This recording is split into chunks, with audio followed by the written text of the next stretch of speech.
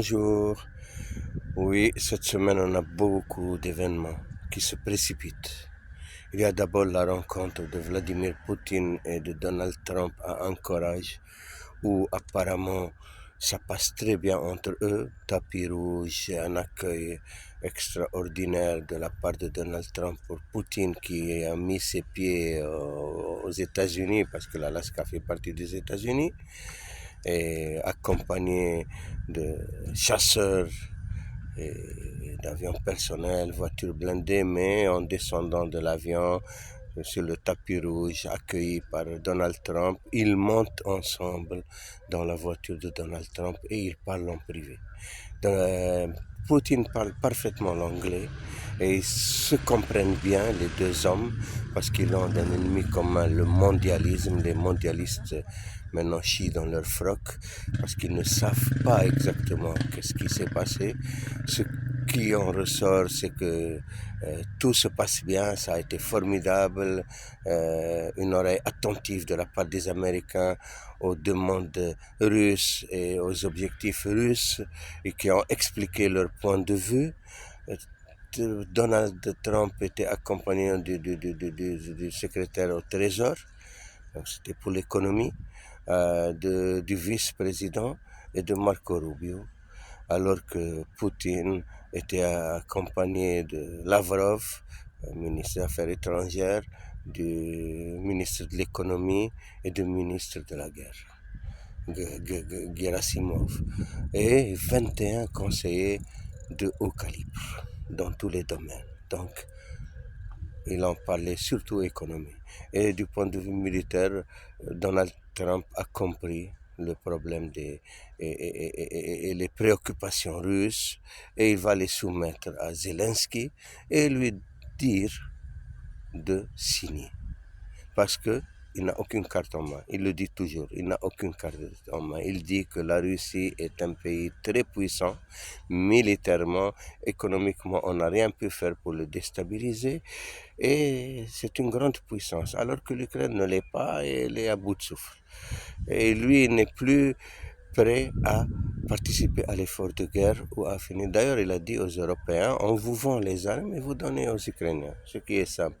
Les Européens, dans leur entêtement et dans leur bêtise, ils continuent à vouloir faire la guerre et à soutenir l'Ukraine, un arrêt des combats. Ils voulaient un arrêt des combats, un cessez-le-feu pour qu'ils puissent, l'Ukraine puisse respirer, et eux aussi, et trouver le moyen de réarmer l'Ukraine comme ils l'ont fait dans le Minsk, les accords de Minsk. Mais la Russie, on ne se fait pas prendre deux fois. Donc là, pas d'arrêt. Les combats continuent jusqu'à la signature définitive. Et si Zelensky ne signe pas, il continue à prendre du territoire. Au lieu de seulement des 4 oblasts qu'ils ont déjà intégrés dans leur constitution et la Crimée, ils vont continuer jusqu'à Odessa et il n'y aura plus d'Ukraine. Et ça, il a bien compris, Donald Trump. Et c'est ce qu'il va essayer de faire comprendre à Zelensky. Et Zelensky même doit dégager parce que pour les Russes, il n'est pas habilité à signer parce que ce n'est pas un président légitime. Son mandat est fini depuis plus d'un an et demi. Et alors il faut qu'il fasse des élections ou que le président du Parlement signe. Donc il faut qu'il lui trouve un remplaçant pour que les accords soient valables et viables. Pour eux, ils vont négocier avec lui, certes, et après qu'ils laissent la place à ceux qui vont signer. Donc, voilà ce qui se passe en Ukraine. Maintenant, le problème, c'est en Iran et Azerbaïdjan, avec le couloir de Ziganzour, où les Américains ont proposé de l'appeler le couloir Donald Trump. Ils vont le louer pour 99 ans et le gérer. Maintenant, ce qui va créer un problème immense pour l'Iran, parce qu'elle aura les États-Unis et Israël à ses frontières, où ils peuvent s'installer légalement et couper la route entre la Russie et l'Iran, et même à la route de la soie, ce qui est un problème pour les Russes, pour les Chinois et l'Iran. Est-ce que ça va se concrétiser? Est-ce que Donald Trump va jouer le jeu et faire cela un point de pression sur la Russie ou sur l'Iran? Ou est-ce que ça va aller très loin et jusqu'à provoquer une guerre entre l'Iran et l'Azerbaïdjan? Parce que maintenant, pour les Iraniens, l'Azerbaïdjan et Israël, c'est presque la même chose. Les Israéliens sont bien implantés en Azerbaïdjan et l'Azerbaïdjan a servi de base de départ pour des attaques contre l'Iran, ce que les Iraniens ne pardonneront jamais. Et maintenant, ils commencent même à avoir des problèmes sur la frontière avec le Balouchistan en Iran. Et là, les Iraniens sont prêts à une guerre définitive et à en finir avec le problème d'Israël. Donc, ils ont même l'Aranjani est parti en Liban pour dire à Hezbollah qu'il les soutient et pour dire au gouvernement libanais les dangers qu'il risque en désarmant le Hezbollah ou en essayant de désarmer le Hezbollah, parce que personne ne pourra désarmer le Hezbollah si eux n'acceptent pas. Donc ce sera une guerre civile au Liban et c'est ça ce que veut Israël. Et peut-être les États-Unis ou les États-Unis suivent Israël, n'ont pas le choix. Donc maintenant le gouvernement libanais, est-ce qu'il va entrer dans ce dédale, malheureusement poussé par certains hommes politiques corrompus, et l'Arabie Saoudite. L'Arabie Saoudite aussi, dont le jeu est très dangereux au Liban, bien qu'elle soutient la création d'un État palestinien, mais elle veut désarmer la résistance. La résistance entière, que ce soit en Irak, que ce soit au Liban, que ce soit Hamas. Donc, c'est un jeu très dangereux qui est en train de jouer dans le Golfe, parce que la résistance, elle est très unie, depuis l'Iran, l'Irak, jusqu'au Liban et Hamas. Hamas, c'est les factions palestiniennes qui sont dans 17 factions qui sont dans la résistance. Où est-ce que ça va aller? On verra.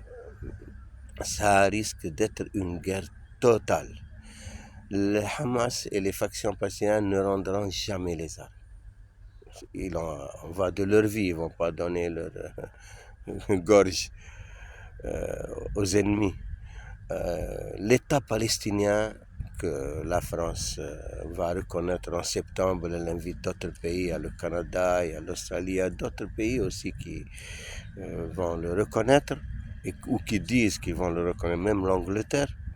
Mais est-ce qu'il sera viable? Smotrich a déjà annoncé la couleur, qui va créer 3500 colonies entre Jérusalem et entre Bethléem et là où il y a le gouvernement palestinien, donc Ramallah. Donc c'est fini, il coupe la Palestine en deux. Il va couper la Palestine en deux et il n'y aura plus. Déjà, elle n'est pas viable comme ça, avec 800 000 colons auxquels vont s'ajouter 3500 colonies, donc ça va être plus d'1,2 million colons qui vont habiter en Cisjordanie. Et comment les déloger? Un État palestinien est devenu non viable parce que ceux qui sont au pouvoir, Smotrich, Ben Gvir, derrière Netanyahou, parlent carrément du grand Israël. Du grand Israël du Nil à l'Euphrate. Donc ils veulent prendre la Syrie, Damas, ils l'ont dit. Jusqu'à Damas doit faire partie du grand Israël. Et le sud Liban et une partie de l'Irak jusqu'à l'Euphrate. Parce qu'ils veulent faire le couloir de David qui va de Knitra jusqu'à Tanaf, où il y a la base américaine, et rejoindre les Kurdes plus haut jusqu'à Boukamal, à la frontière irakienne. Après, essayer maintenant comment avec les Kurdes de l'Irak de faire la jonction. C'est le grand Israël, il ne le cache pas. Et une partie de la Cisjordanie, déjà l'Ordon, vers la côte de Jordanie, ils ont déjà des colonies, ils sont en train de s'implanter là-bas pour contrôler l'eau. L'eau est devenue cruciale du Nil à l'Euphrate. Ils veulent contrôler toute l'eau de la sous-région. Et d'ailleurs, ils ne le cachent pas.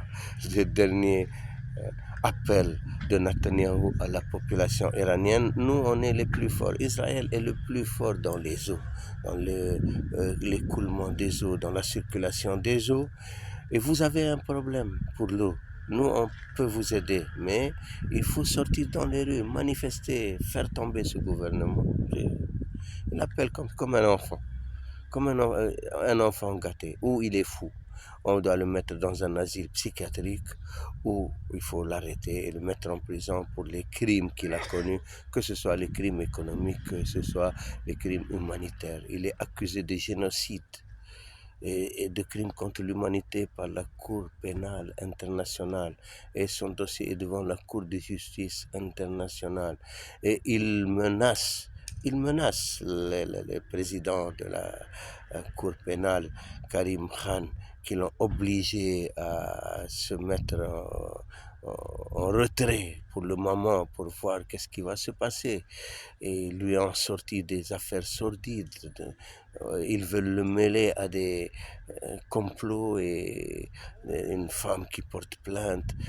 C'est sordide ce qu'ils font. À tous les chefs d'État, ils les tiennent dans les mains avec des conneries.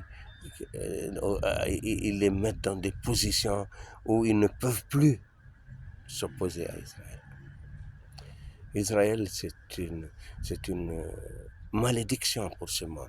Ce qu'ils font là devant le monde entier, toutes les nouvelles générations du monde ne vont plus subir le lavage de cerveau qu'a subi les générations antérieures sur la Shoah, sur la victimisation des Juifs partout. Maintenant, Israël a vraiment levé le voile sur cela. Elle a fait tomber les masques et tout le monde voit ce qu'Israël est capable de faire. Tuer des enfants, des femmes, des vieillards par des armes, par des missiles, par des drones, par des hélicoptères, par des tirs nourris, par la faim, par la soif. Ils n'ont aucune pitié dans le cœur. Et devant le monde entier, et une association israélienne se préoccupe des ânes de Gaza, les pauvres ânes. Ils sont dans un état lamentable, il faut les sauver. Les ânes, ils ont de la pitié, mais pas pour les humains, pas pour les enfants, pas pour les femmes, pour les vieillards. Mais ils se foutent de la gueule des gens carrément. Et jusqu'à quand ça va? Allez, maintenant on va voir. Il y aura beaucoup de développement. Si aussi d'ici la fin de l'année, le monde aura changé complètement. Complètement. On aura affaire à un nouveau monde qui va sortir. On ne sait pas dans quel sens. Est-ce qu'il y aura un équilibre des forces qui va amener un peu de paix dans le monde ou ça va être la loi de la jungle, la loi du plus fort et en tout cas, on doit surveiller de près cette situation, surtout ce qui se passe au Liban. Parce que si la guerre entre le Hezbollah et Israël est déclenchée, et ça risque vraiment, il y aura des suites avec l'Iran et peut-être avec l'Égypte, parce que l'Égypte aussi a ses frontières, elle est menacée par Israël qui veut faire entrer les Palestiniens de Rafah parce qu'ils n'ont pas du tout lâché leur projet d'évacuer Gaza de ses habitants. Où les mettre, il n'y a que Rafah. Ils sont en train de parler avec le Soudan du Sud, d'autres pays, mais c'est utopique. Il n'y a qu'en Égypte qui peuvent les pousser au Sinaï et que l'Égypte n'acceptera pas. Il y a une forte campagne contre Sisi. Ils veulent les déloger, ils veulent créer des problèmes à l'intérieur de l'Égypte pour pouvoir arriver à ce plan. Parce que les militaires et Sisi n'acceptent pas cela. Ils ont même massé leurs forces aux frontières et ça peut être une guerre. On va voir. La Turquie, comme on a dit, c'est un jeu trouble. On ne comprend pas vraiment de quel bord ils sont, mais ce qui est sûr, c'est que Erdogan ne calcule que l'intérêt de son pays ou son intérêt propre. C'est pour ça que personne ne peut lui faire confiance et on ne sait pas maintenant avec la Syrie, Est-ce qu'il a un vrai contrôle sur Joulani ou c'est Israël qui contrôle Joulani? Parce que apparemment on veut pousser les hommes de Joulani, on dit les Hachaï, les tribus arabes, comme il a fait avec les Druzes, ils veulent les pousser contre le Liban, contre le Hezbollah. Et malheureusement appuyé par une frange des Libanais du Nord qui se disent sunnites et qui pensent que Jolani représente les sunnites. Vraiment que c'est un combat sunnite-chiite.